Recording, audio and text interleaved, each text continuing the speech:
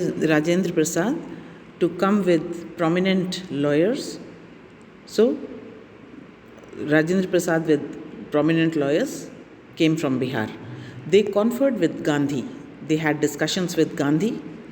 What would they do if he was sentenced to prison? Gandhi asked. Now, Gandhiji asked them that what will they do in case he was sentenced to prison, he was sent to prison? Why? The senior lawyer replied, they had come to advise and help him. If he went to jail, there would be nobody to advise and they would go home. So one of the senior lawyers said that they had come there to advise Gandhi only, and if he was imprisoned, there won't be anyone to advise, so they will go back home. What about the injustice to the sharecroppers? Gandhi demanded. Now Gandhi wanted to know what will happen to the sharecroppers. What will happen to the injustice that was being meted out to the sharecroppers? The lawyers withdrew to consult. Rajendra Prasad had recorded the upshot of their consultations. They thought amongst themselves that Gandhi was totally a stranger, and yet he was prepared to go to prison for the sake of the peasants. If they, on the other hand, being not only residents of the adjoining districts, but also those who claimed to have served these peasants, should go home, it would be shameful desertion. So now the lawyers, they went aside and consulted. They had discussion among themselves. And Rajendra Prasad, he has recorded what the consultations were about, how they went. They thought amongst themselves. They all thought that Gandhi, who was a stranger, yet he was prepared to go to prison for the sake of the peasants. And if they, who belonged to the nearby districts, and had also represented the peasants in court, they were hired by the peasants. If they went home, it will be shameful on their part. It will be a shameful letdown. They could not let down the peasants like that. They accordingly went back to Gandhi and told him they were ready to follow him into jail. So they all decided that they also will follow Gandhi to jail. They will court arrest in case Gandhi was imprisoned. The battle of Champaran is won, he exclaimed. When Gandhi heard this, he remarked that the battle of Champaran is won. Because now he was not alone, he had the support of the prominent lawyers residing in Bihar who were going to fight for the case for the sake of the peasants. Then he took a piece of paper and divided the group into pairs and put down the order in which each pair was to court arrest. Then Gandhiji said that all need not court arrest together, they should court arrest in pairs. Like that, the pressure on the government will mount as the problem will linger on. Every day, 2 lawyers will court arrest. So, he divided the group into twos, into pairs. Several days later, Gandhi received a written communication from the magistrate informing him that the lieutenant governor of the province had ordered the case to be dropped. Now, after several days, Gandhi received a written communication. He got a written message from the lieutenant governor of the province that the case against him had been dropped. Civil disobedience had triumphed, the first time in modern India. Now this was a civil disobedience.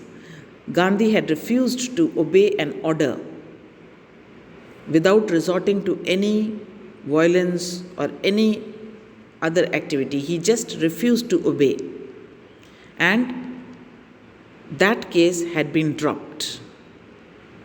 The officials wanted him to leave Bihar, leave Champaran. He did not leave. And they had to drop the case against him. So this was the first victory of civil disobedience in modern India. Gandhi and the lawyers now proceeded to conduct a far-flung inquiry into the grievances of the farmers. Now, the lawyers and Gandhi, they started a very deep inquiry into the matters of the farmers, into the problems of the farmers. Dispositions by about 10,000 peasants were written down. Now, the statements of 10,000 peasants were written down. These were all going to become the evidence, and notes made on other evidence. Notes were made, so they were collecting proofs in detail with the evidences of the farmers. Documents were collected, all the papers related to that were collected. The whole area throbbed with the activity of the investigators. Now, the whole area was full of life with the activity of the investigations and the vehement protests of the landlords. The landlords were watching all this activity and they were quite troubled. They strongly protested against all these activities of investigation and collecting of the evidence and all that. In June, Gandhi was summoned by Sir Edward Gate, the Lieutenant Governor. Now, in June, Gandhi was called. He was called by Sir Edward Gate, the Lieutenant Governor. He wanted to meet Gandhi. Before he went, he met leading associates and again laid detailed plans for civil disobedience if he should not return.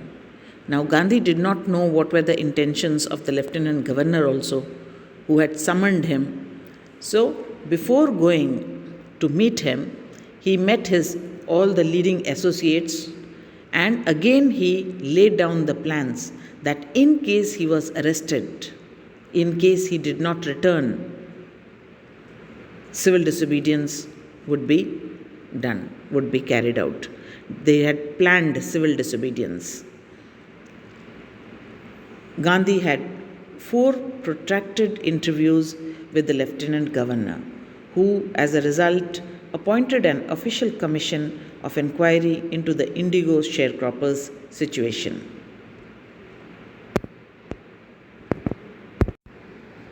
Now, Gandhi had 4 protracted interviews, that is, he had a very long interview. He had 4 such long interviews with the Lieutenant Governor, who, as a result, appointed an official commission of inquiry into the indigo sharecroppers' situation. Now, Gandhi must have explained him about the sharecroppers' problems, and then the Lieutenant Governor must have conducted an inquiry about it. He must have asked some people. Then again Gandhiji was called. Like this 4 times Gandhiji had an interview with the Lieutenant Governor regarding the sharecroppers' situation. And after that, the Lieutenant Governor decided to appoint an official commission of inquiry. The commission consisted of landlords, government officials, and Gandhi as the sole representative of the peasants. Now, he established a commission, and that commission consisted of landlords, all the Britishers mostly, the government officials, again loyal to the government people, and only Gandhi as the sole means only representative of the peasants. This was the commission which was appointed. Gandhi remained in Champaran for an initial uninterrupted period of 7 months, and then again for several shorter visits. Now, during this time, Gandhi remained in Champaran for continuous 7 months. He did not leave Champaran. And after that, he left Champaran for short visits. He stayed in Champaran most of the time. The visit, undertaken casually on the entreaty of an unlettered peasant in the expectation that it would last a few days, occupied almost a year of Gandhi's life. Now, this visit to Champaran had been undertaken very casually by Gandhi, and that too on the request, on the plea of an unlettered peasant means a common peasant, in the expectation that it would last a few days. it would last only for few days. But it occupied almost 1 year of Gandhi's life. The problem was such that it took 1 year for Gandhi to get the problem solved. The official inquiry assembled a crushing mountain of evidence against the big planters, and when they saw this, they agreed in principle to make refunds to the peasants. Now, when the evidence was brought forward before the commission, it was a huge mountain of evidence. That is, there were so many proofs that the planters could not deny that they had been unjust to the peasants. They had extorted money from the peasants. They were wrong. They had wrongly taken money from the peasants. So, in principle, they agreed that they should refund the peasants. But how much must we pay? They asked Gandhi. At the same time, they asked Gandhi that how much they should pay.